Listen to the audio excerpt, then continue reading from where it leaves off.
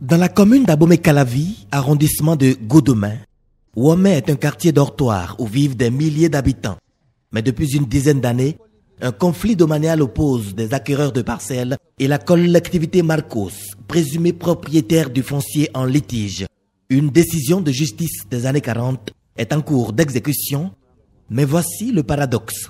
Comment se fait-il que deux personnes de même famille vont revendiquer une décision de justice dont les contenus sont différents, mais la date est même? Et voici maintenant que la décision de 1940, la vraie décision, a confirmé le droit de propriété à Marcos Honoré.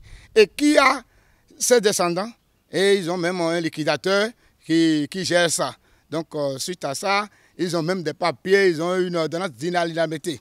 Et avec ça, nous ne savons pas pourquoi l'ordonnance d'exécution 004 du 12 septembre 2014 a été délivrée sur un domaine frappé d'une ordonnance d'inaliénabilité. On ne savait pas. C'est pourquoi on a saisi la Cour constitutionnelle en son temps. Et de là, maintenant, le président de la Cour d'appel a été interpellé.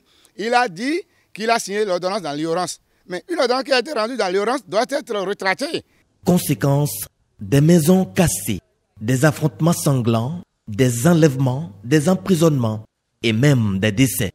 Cette mafia foncière a résisté à plusieurs gouvernements, mais elle n'a pas pu échapper au président Patrice Talon. Ainsi, une mesure conservatoire sauve le peuple. Les investigations menées renseignent que le site impacte un nombre important de personnes et que des doutes subsistent sur l'existence et l'authenticité des jugements mis à exécution, de même que sur la superficie réelle du domaine litigieux. S'agissant de la superficie, alors que le chef de la collectivité Marcos revendique 191 hectares, 70 arts et 15 centiares, un autre membre de cette même collectivité soutient que le domaine en question ne couvrirait que 12 hectares, 67 arts et 76 centiares.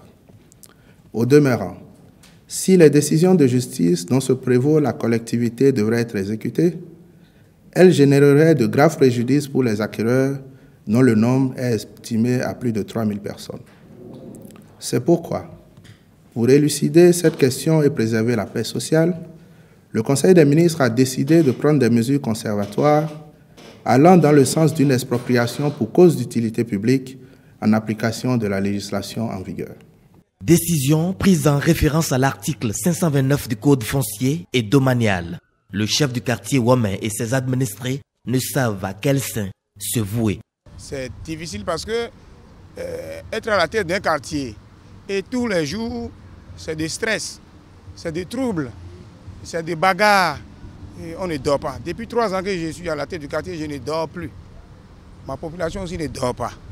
Il n'est pas le premier chef d'État, mais d'autres en avaient pris par là. Mais ils ne se sont pas prononcés sur ce litige qui met à mal la quiétude de la population. Le gouvernement est très intelligent.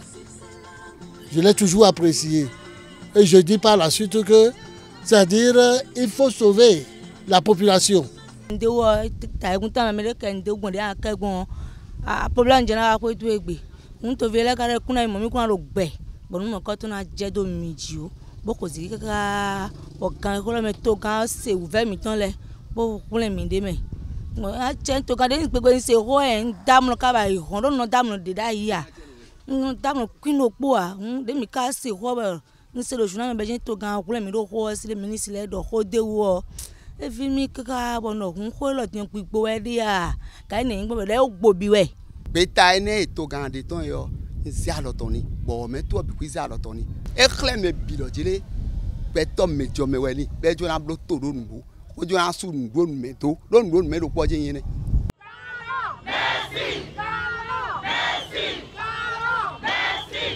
La mesure conservatoire est annoncée un 16 janvier, date anniversaire de la libération du Bénin de l'agression des mercenaires.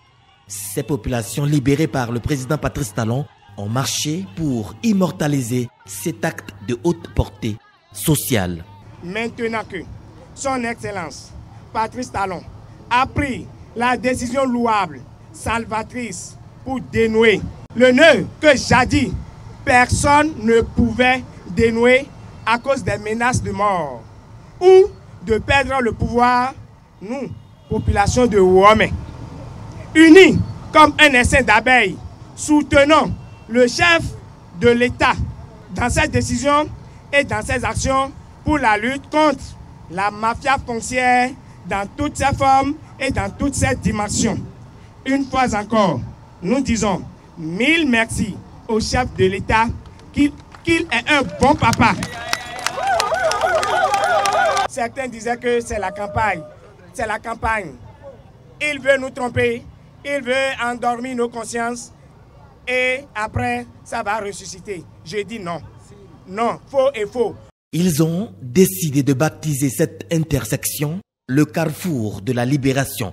Les autres litiges fonciers du genre sur l'ensemble du territoire national finiront à coup sûr par être élucidés un beau matin.